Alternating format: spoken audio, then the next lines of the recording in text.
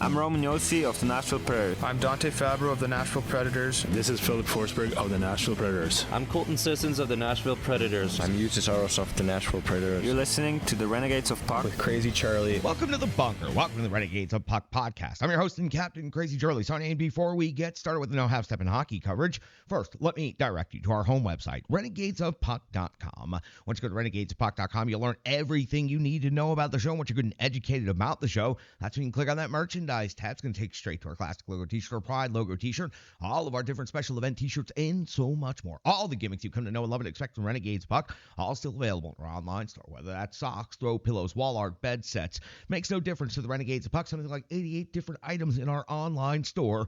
Best said, we have sold out so that you can buy in. Social media is of critical importance to this operation, so here's how you can support the Renegades of Puck. Please jump in the trenches on your preferred platform, whether that is Facebook or Instagram, TikTok, X, or Threads. We're on all of those different platforms, and we try to post on each and every one of those platforms, sometimes different content on different platforms. So it doesn't cost you a penny, doesn't take you but a second, but you sure can support this operation by jumping in the trenches on social media with the Renegades of Puck. YouTube, that is another place where you can support the Renegades of Puck. We are so appreciative of all of our brand new subscribers, and we're so appreciative of all of our subscribers to our YouTube channel. Thank you so much, especially our good friend Carlos out there in Memphis. We sure do appreciate all you do to help support the show. Just go to YouTube and then subscribe to the Renegades of Puck channel. Turn on those notifications if you can. You'll get the latest episodes of Renegades of Puck TV. You'll also get all of our previews, all of our recaps, all of our interviews, and so much more. Scheduling an interview for a trade deadline talk with Jersey Jim coming up here, full press coverage pretty soon. So make sure you check out the Renegades of Puck YouTube channel for that exclusive content. You can also find the Renegades of Puck podcast in audio form on numerous platforms. Thanks to the Full Press NHL Network and the Full Press Predators podcast, the show has gone from local to global. And the next time I talk to you, I hope to be able to announce a historical milestone in the show's history. That's right, we are rapidly approaching 10 million all-time downloads and replays, and we are doing that thanks to each and every one of you incredible Renegades out there listening to the show right now. Thank you. Stick taps, love, and respect. You can find us on Google, Stitcher, Spotify, Amazon, and several other platforms. Just search Renegades of Puck in your preferred platform today. Venmo, that's how you can support the Renegades of Puck. You can just search Renegades Puck in Venmo, or you can scan the QR code that is currently on your screen. Thanks to generous Renegades just like you watching and listening right now, we've been able to build this incredible broadcasting facility. We've been able to upgrade the technology that keeps it running. We always have more projects on the list that we need to do. You know, we've talked about the HVAC system enough times, and it's getting cold again, and then it's going to get hot, then it's going to get cold. It's going to continue fluctuating as far as temperature goes. So we got to do something to keep the climate within our workspace a little bit more evened out. It'll be beneficial for me, the host. It'll be beneficial for the equipment moving forward. So slowly inching towards that goal. It's going to take us a while to get to that goal after talking to a couple of people who do that type of thing. So please just keep those couple of dollars coming along. If you can spare them, we sure could use them. Now listen, let's get to the No Half Step in hockey coverage. Time to deliver the goods. Time for operation number 879. That's right.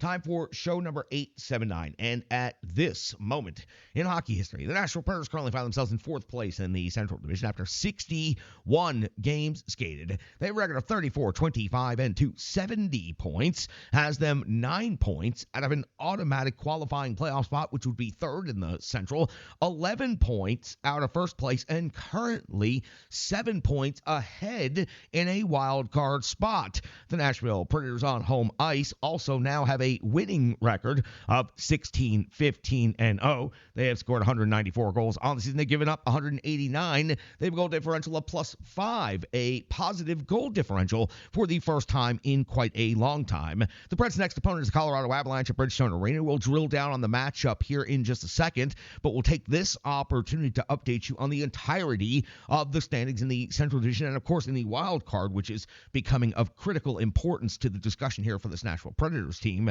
The Dallas Stars leading the three-team weave in first place in the Central Division currently, but they have skated in 62 games, the most out of the three teams in the three-team weave. The Winnipeg Jets in second place have only skated in 58, so 4 games at hand for Winnipeg, who are only 2 points behind the Dallas Stars. Colorado Avalanche are also at 79 points, but they've skated in 61 games. Then you'll find the Nashville Predators, the first team in the wild card pack, on the outside of the automatic pack. And this next game is sure getting interesting because the Predators are exactly 9 points behind the Colorado Avalanche. Winning this game head-to-head would put the Predators only 7 points behind third place Colorado here after this weekend. The Colorado Avalanche have a record of 37-19-5. They have 79 points. On the road, their record is 14-13-5. They have 226 goals, 189 against, a goal differential of plus 37. That is just absolutely nuts. Below in the Central Division, below these two teams in the 3-4 matchup, which is what this head-to-head matchup will be,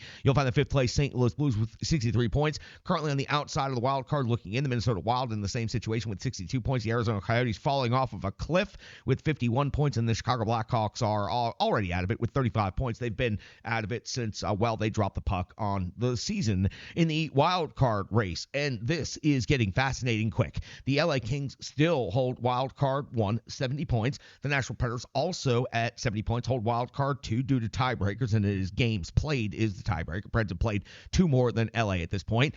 On the outside looking in, Calgary, now the first team, St. Louis, the second team, both at 63 points.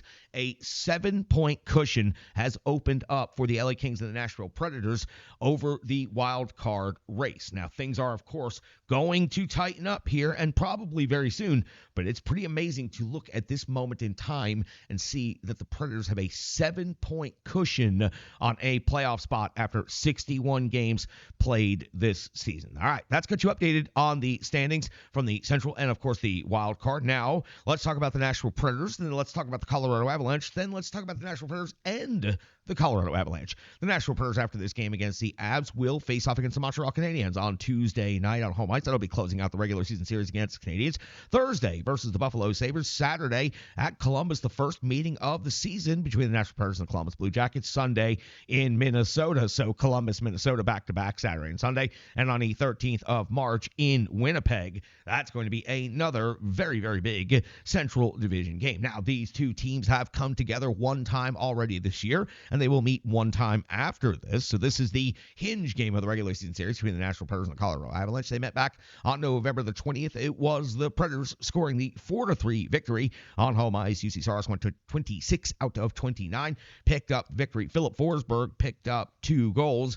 Trennan and Luzon scored the other goals for the Nashville Predators. Georgiev in net for the Colorado Avalanche went 26 out of 30 and took the loss. It was Taves Cagliano and Nichushkin scoring goals for the Colorado Avalanche. These two teams will meet again on March the 30th. It will be the Predators' only trip of the season out to Denver, Colorado, at least during the regular season.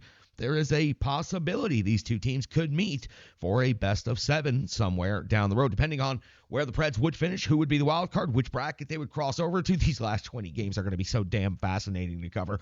The Colorado Avalanche on the other side of the ledger, I already gave you their overall record, 37-19-5, 226 goals one season, 189 against, plus 37 in their most recent 5 stretch of action. On the February the 20th, 3-1 win versus the Vancouver Canucks. On the 22nd of February, 2-1 overtime loss at the Detroit Red Wings. On the 24th of February, 4-3 loss versus the Toronto Maple Leafs. On the 27th of February, 5-1 win versus the Dallas Stars. And most recently on the 29th of February, a 5-0 win at Chicago.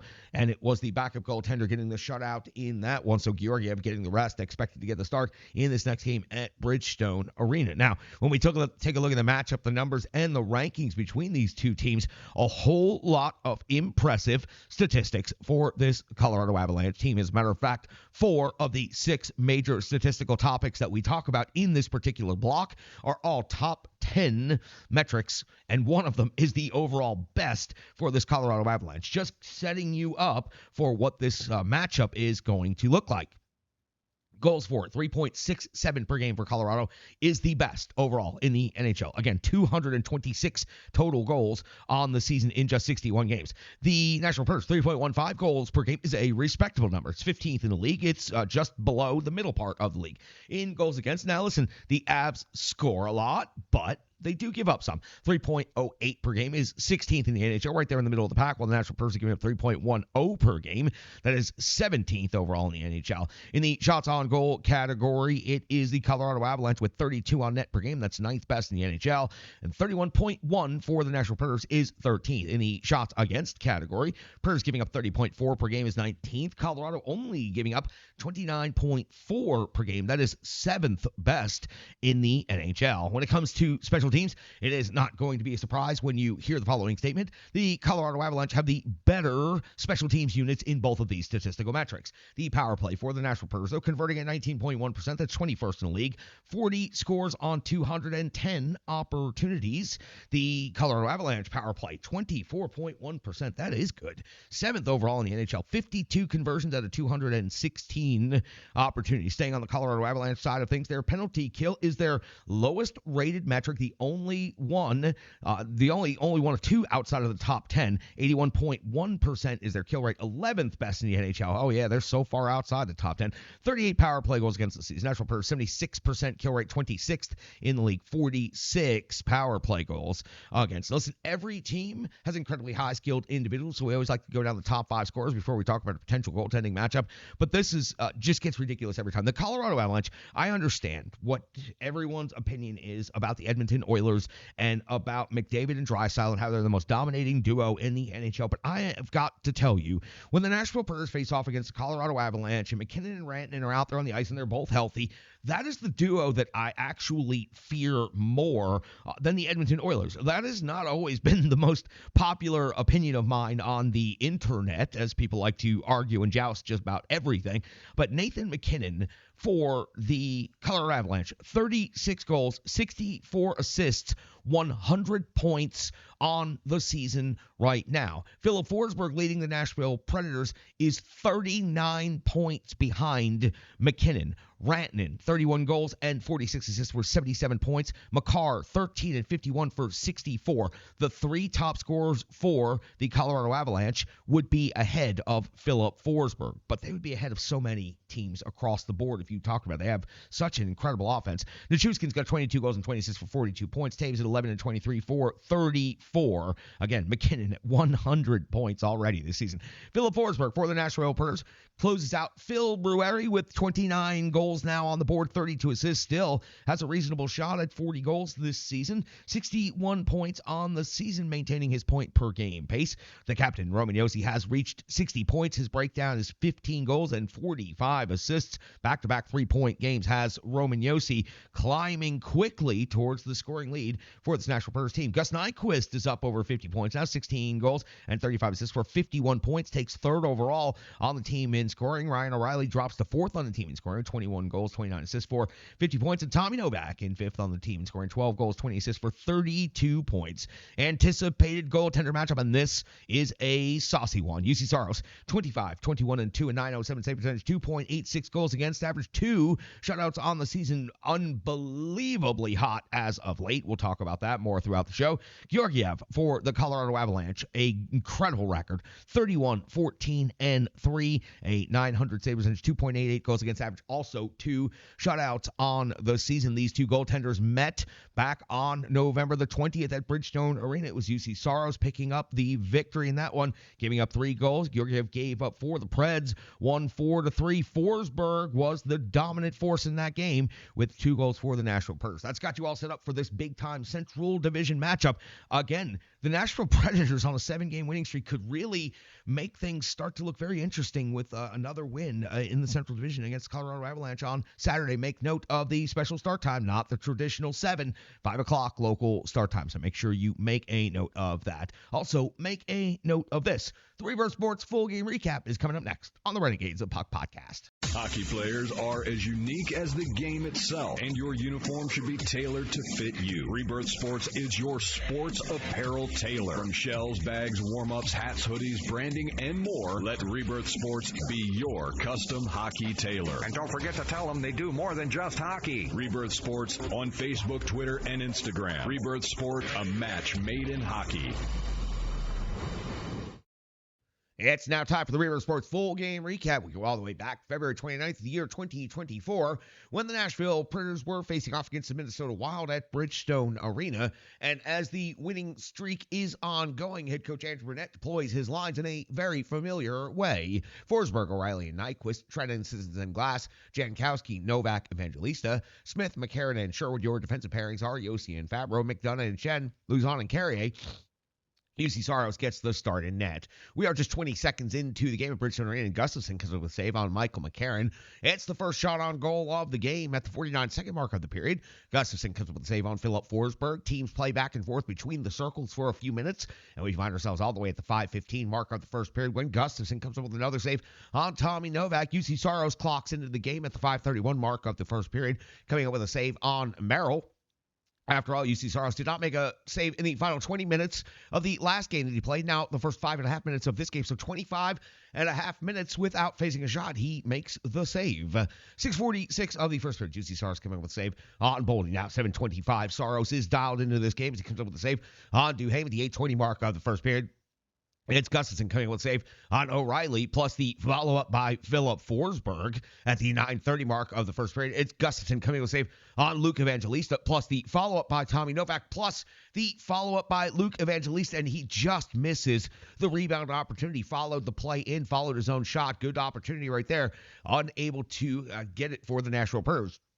At the 9:51 mark, it's just 21 seconds later, and a play that looks very familiar to what we were just describing. Dewar picks up his 9th goal of the season. 3 Preds miss the rebound clearing opportunity. It bounces out to the high slot area, and that's where Dewar puts it back into the net. His 9th of the season puts Minnesota on the board first in this game with a 1-0 lead over the Nashville Predators.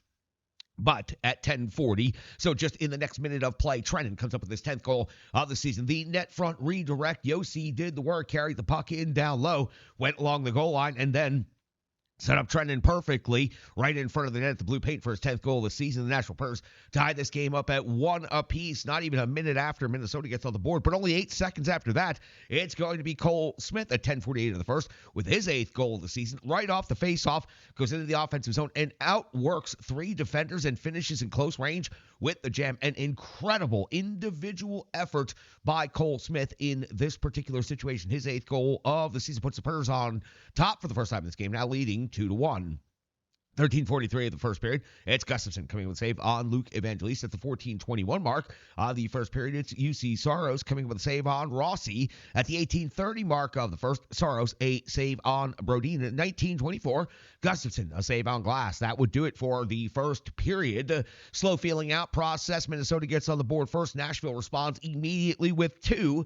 And at the end of the first period, it's 2-1 in favor of Nashville with the Preds out shooting the Wild 13-7. We hit the clean sheet in the second period for the second 20 minutes of regulation hockey, and at 2:35 of the second period, UC Saros coming up with a save on Johansson. 2:45, Saros comes up with a save on Zuccarello. We go all the way to 5:28. We find Saros coming up with a save on Eriksson Ek. 5:39, Saros a save on Kaprizov. Obviously, the Minnesota Wild have come out strong here in the first 5 minutes of the second period. But at the 5:42 mark, we find Bogosian, O'Reilly each off the box. 2 minutes for roughing, 4-on-4. We saw quite a bit of scrums as this game transgressed from the first period to the second period, and it would continue on that way. So during this 4-on-4, it would be Johansson off the box. 2 minutes for hooking, putting the Nashville Predators on the rare 4-on-3 power play.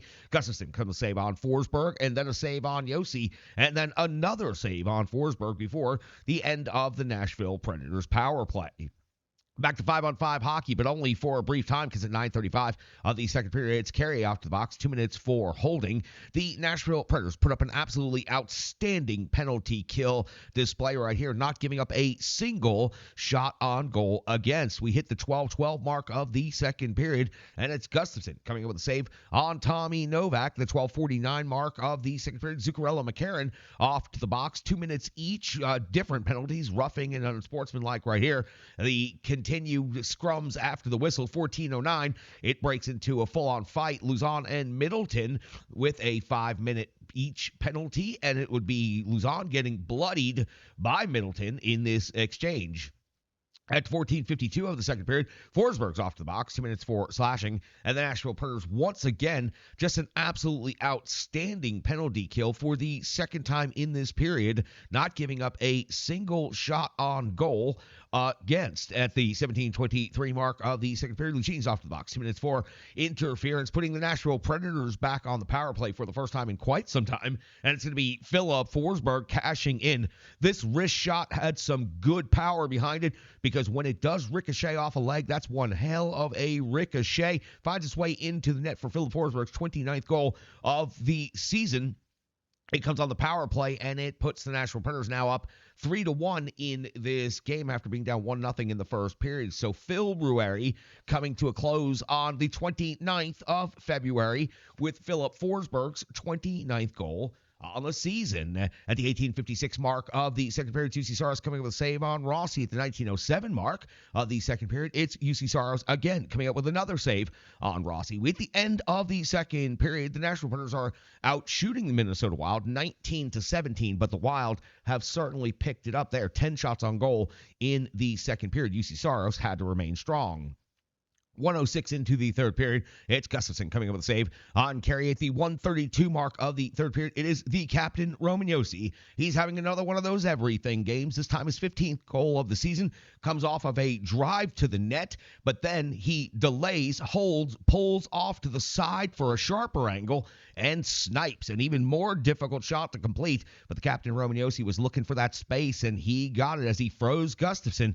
Josi's 15th of the season puts the Nashville Predators on top 4-1 here early in the third period. At the 2:07 mark of the third period, it's Gustafsson off to the box, or Gustafsson coming up with a save on Shen. It's Carrier off to the box just after that. At 3:16 of the third period, he's off to the box, 2 minutes for holding, and UC Saros, one of his best exchanges of the entire game, comes up with a save on Rossi. Not one time, not two times, but 3 times in 7 seconds total. UC Saros doing the work. UC Saros then would come up with a save on Boldy before the end of the power play. So while the Nashville Predators did not give up a shot on goal on the previous 2, they did give up some good scoring chances to Minnesota in this one. UC Saros had to be incredibly strong. At the 5:20 mark of the third, Saros comes up with a save on Brodin. 6:01, Gustafsson a save on Shen. 7:03 of the third, Saros a save on Gaudreau. The 8:03 mark of the third period, it is O'Reilly getting his 21st goal of the season, putting the Nashville Predators up 5-1. Gus Nyquist was down low, close to the blue paint, but he sees O'Reilly coming down the slot, crashing hard, decides to set him up with a perfect pass. O'Reilly finishes that one from just a few feet away, crashing the slot, going to the hard areas and getting rewarded. 5-1 now in favor of the Nashville Predators. At the 8:52 mark of the third period, UC Saros coming with a save on Kaprizov. At 9:36 of the third period, Gustafsson comes with a save on Mark Jankowski. Halfway through the third period, at the 10:02 mark, it's Saros coming with a save on Zach Bogosian. At the 12:07 mark of the third period, Saros comes with another save on Kaprizov. 13:06, Gustafsson a save on Luke Evangelista's breakaway. Luke Evangelista got some separation and got absolutely robbed by Gustafsson in this particular situation. At 13:57 mark of the third, it's Ryan McDonough with his third goal of the season. It was a high slot finish. Luke Evangelista set the play up from down low by the goal line, finding McDonough wide open in the middle of the ice at medium range to convert for his third goal of the season, making it 6-1 in favor of the Nashville Predators. 17:26 mark of the third period, UC Saros comes with a save on Freddie Gaudreau. At the 18:15 mark of the third period, UC Saros comes with a save on Hartman, and the former Nashville Predators parade continues because in 19:52 of the third period, UC Saros comes up with his final save of the game, and it is again on Hartman. The Nashville Predators would go on to win this game 6-1. Minnesota would outshoot Nashville 34-31 overall in this game. And for the Nashville Predators, first of all, it's the first time they've fallen behind at the beginning of a game in quite some time. They responded immediately and quickly with 2 goals in the first period after Minnesota got up by 1. If you remember and recall, we talked about it quite a bit when we previewed this game. The last time the Nashville Predators had a 6-game road trip, they came home and they faced off against Minnesota Wild. They lost by a score of 6-1. We talked about how embarrassing that was. Now the Nashville Predators in a wild card situation right here, having a chance to push Minnesota further back in the race. The Nashville Predators on a 6-game win streak, this time defeat the Minnesota Wild 6-1 on home ice to put themselves in a much better spot in the wild card. So for the Nashville Predators, these were 2 critical, important points, and they picked them up at home ice. They keep the winning streak going to 7, and now we move on to the next game on the homestand against the Colorado Avalanche, a 3rd of 5. That's going to do it for the Reverse Sports full game recap. We've got analysis, box score, and so much more coming up next, right here on the Renegades of Puck podcast. Hello, hello, hello. I'm Tracy, owner-operator of Strong Style Fitness. And that's me and my training assistant, Rizzo. And we are here to bring you fitness that meets you where you are by offering circuit classes, bar-inspired classes, Tabata workouts, boot camps, guided stretching, and more, all taught by a certified personal trainer, me. To learn more, go to our website, strongstylefit.com. Subscribe on YouTube at Strong Style Fitness. Follow on social media at Strong Style Fit. But most importantly, let's get you moving. It doesn't matter if it's your first workout or you've been doing it for years. Strong Style Fitness has the workout that meets you on your journey and helps you along the path to a happier, healthier life. I understand where you've been, what you were going through, and where you were going, and I want to take you there. We'll see you on the mat. Mwah. Welcome back in Renegades of Puck podcast. That was the Rebirth Sports full game recap. Can't wait. Got a Rebirth Sports order coming to the bunker here very soon. Renegade couriers will be dispatched as we do every spring. You ought to know the routine by now, everybody. Expect those Renegade couriers to be coming somewhere, sometime, maybe soon. I don't know, but you'll know about it right here on the show. UC Saros in this game. Let's get to the analysis. 33 out of 34. I felt that he was incredible. The only goal against was when the Nashville Predators overpursued, overplayed, and got too many defenders. Frankly, they set the screen themselves in front of UC Saros. The rebound went out to the high slot, and it was an easy capitalize there for the Minnesota Wild. It was the first time the Predators have been behind in a while, and UC Saros responded, answered easily, and, matter of fact, did the majority of his work in the third period when the game was out of reach. Very different from the third period the other night against the Ottawa Senators. And by the time Saros faced a shot in this game, it was almost 5.5 minutes in. So that means he went over 25.5 minutes of playing time without taking a shot between the last game in the third period and this game to start. Now, let's talk about his recent stretch of action. 5-0, 1.4 goals against average, .953 save percentage. He's 7th in the NHL in wins. And yes, the trade deadline is approaching rapidly, and there are numerous teams inquiring with Barry Trotz about UC Saros. Apparently, Barry Trotz has told a couple of teams he needs X, Y, Z, and since UC Saros is still on the Nashville Predators, those other teams have decided X, Y, and Z were not what they wanted to spend. Now, what will happen? I do not know, but I think that the better UC Saros and the better the Nashville Predators play right now, the stronger the case makes to keep UC Saros for the remainder of the regular season and make a serious run at a playoff spot and then see what happens after that. Remember, some of the biggest trades now don't happen at the trade deadline, but they happen around the draft. I don't know what Barry Trotz is thinking. Barry Trotz is a first-time rookie GM. He's not made very many deals yet in his portfolio, so we will have to continue to monitor. But it sounds like he's answering the phone for anyone who calls, and he's listening to anyone who has an offer. So UC Saros 5-0 in his last 5 games, and the Nashville Predators 7-0 in their last 7 games. So incredible. UC Saros perhaps forcing the Preds not to be sellers here at the trade deadline. The captain, Roman Josi, loved that everything bagel so much from the last game that he went ahead and threw himself out.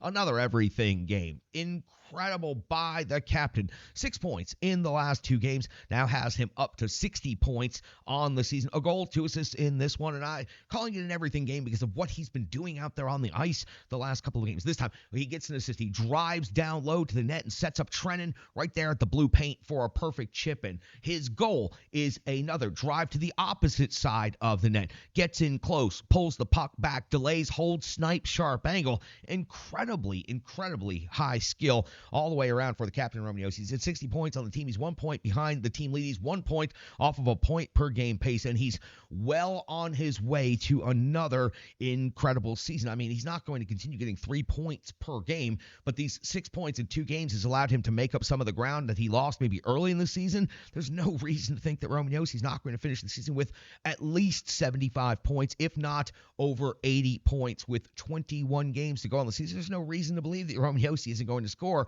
another 15 to 20 points. Another everything game for the captain Romaniosi, and another victory for his squad on the ice, which of course is the most important thing. Philip Forsberg picked up a goal in this game, his 29th on the 29th. We only get a leap year on February 29th every 4 years. Maybe Philip Forsberg was timing it all out just perfectly like that. February comes to an end on Philip Forsberg's 29th goal of the season. I still think he has every reason and opportunity to get to 40 goals on the season. This is the time of year he usually starts feasting, and he's certainly been heating up through the road trip and this entire win streak. He's been starting to put the puck in the net with a little bit more regularity, and over the final 20 games, I have no doubt that there's a Philip Forsberg 2-goal game, if not 2 multiple goal games for Philip Forsberg coming up, especially with some of the opponents and the way he's been skating as of late. And yes, I know that it seems that he's been missing some of the perhaps morning skates, some of the practices, but it is, as Coach Andrew Burnett says, that time of year, and Philip Forsberg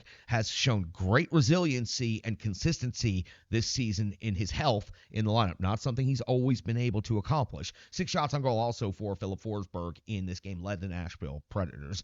Let's talk about that Cole Smith game-winning goal. The effort, 1-on-3. The Preds get down for the first time in a while. They come back. They tie the game up at 1 apiece. The next face-off,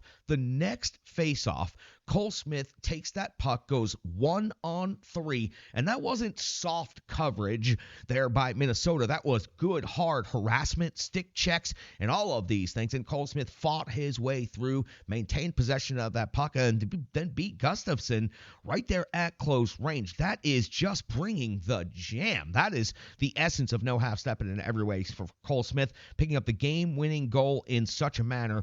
It was incredible, and it comes 8 seconds after the game-tying goal, and the Predators never looked back after that one, scoring 4 more and winning the game 6-1. Speaking of winning 6-1, Trennan, O'Reilly, McDonough also goal scorers this game. I mentioned Yossi, I mentioned Forsberg, I mentioned Smith. That means there are 6 different goal scorers for this Nashville Predators team, a team that was struggling to find scoring through the lineup, scoring depth, scoring through the lines. Now they get 4 goals from the forwards, 2 goals from the defensemen. They're getting goals from all over the lineup. All 4 lines are rolling, all 4 lines are scoring, and Andrew Burnett is very happy with the current identity, makeup, and effort that his team is putting on out there in the rink. So again, 6 different goal scorers, and this team is really balancing things out at this time. It seems since Dante Fabro came back in the lineup after that humiliating defeat against the Dallas Stars, that the Nashville Predators D-Corps has certainly calmed some things down, and they are playing a whole hell of a lot better overall throughout the entire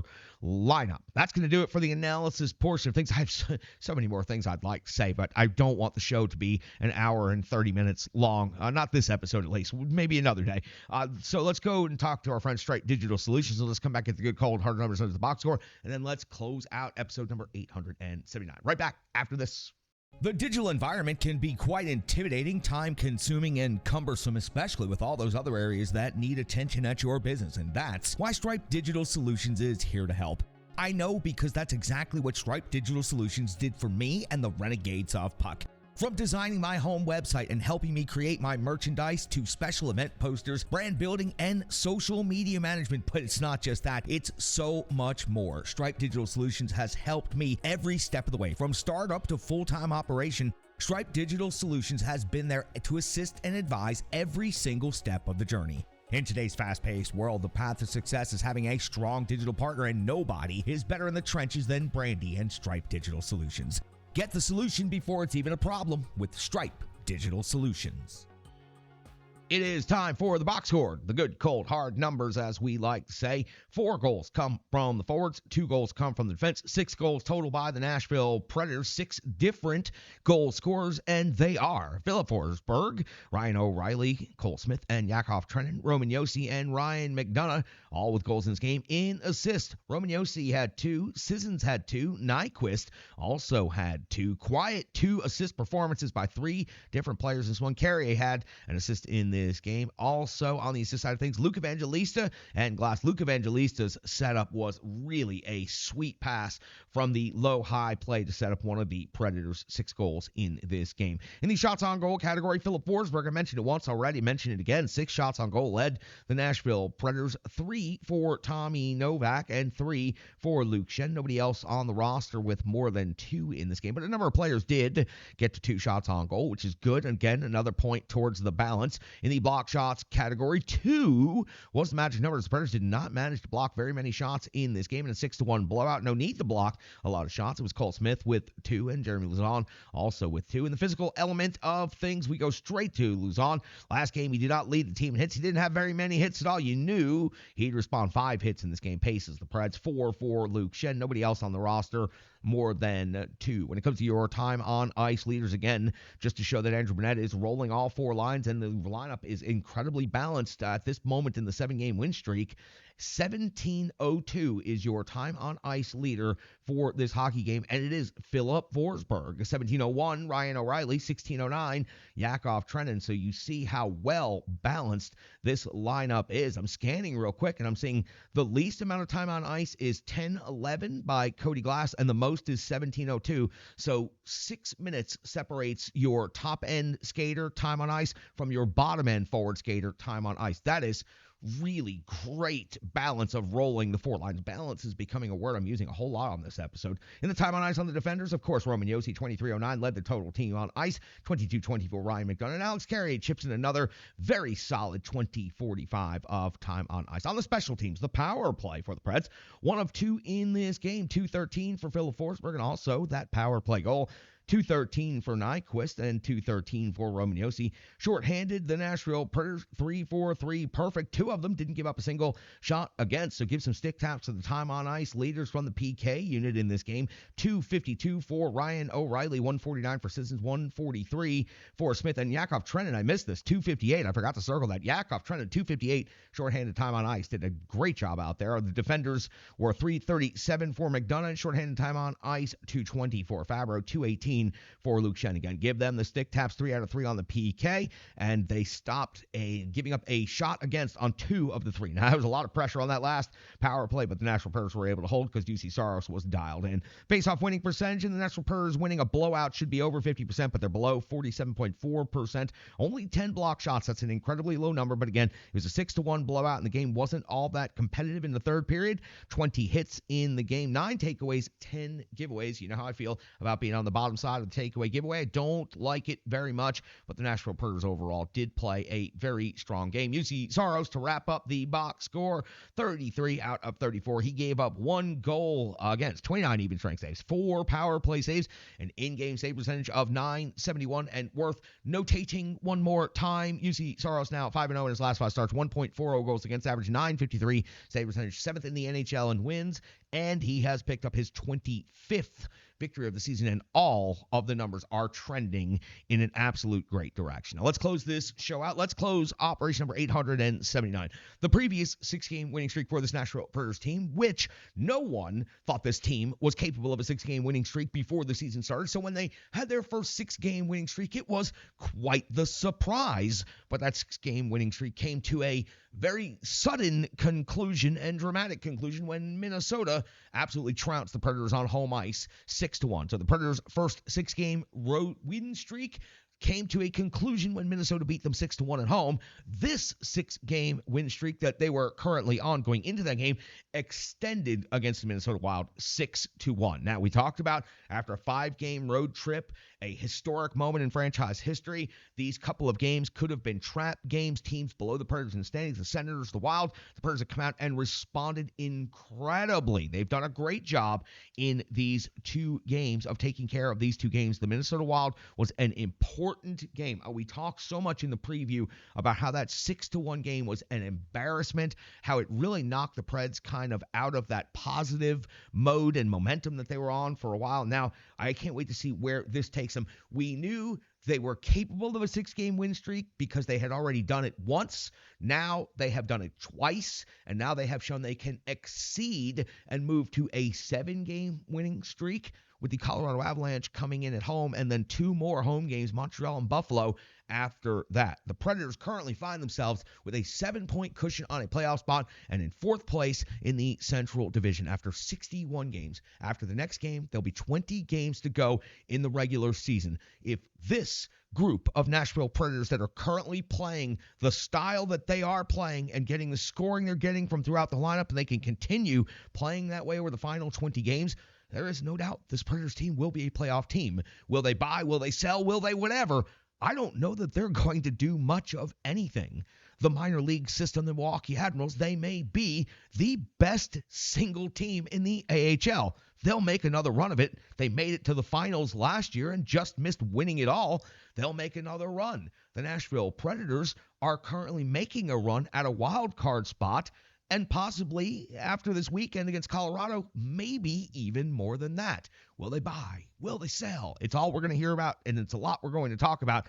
But I think we need to start talking about the realities. The Nashville Predators may just want to move forward with the group they currently have. Now, does that mean 0 trades? I don't believe it'll be 0, but I believe the impact to the roster will be minimal. I do not believe we will see any of the big names like UC Saros shipped out before the trade deadline. I do not think that we're going to see any of the other bigger names moved out either. Maybe an addition, maybe some prospects and a draft pick sent out for something, because the system is starting to get a little bit overloaded after all. That's actually a great positive for this Nashville Predators team and for Barry Trotz moving forward. All right, let's get to it for Operation 870 now. Let's get out of the bunker. Let's get you guys moving, and let's get on with it, because the Nashville Predators got a big game coming up on Saturday. Not quite night, not quite afternoon, somewhere right there in the early evening, late afternoon time slot. But we'll be here covering it late night on Saturday night. So jump in the trenches with the Renegades of Puck. I'm your host and Captain Crazy Charlie Saunier. We sure do appreciate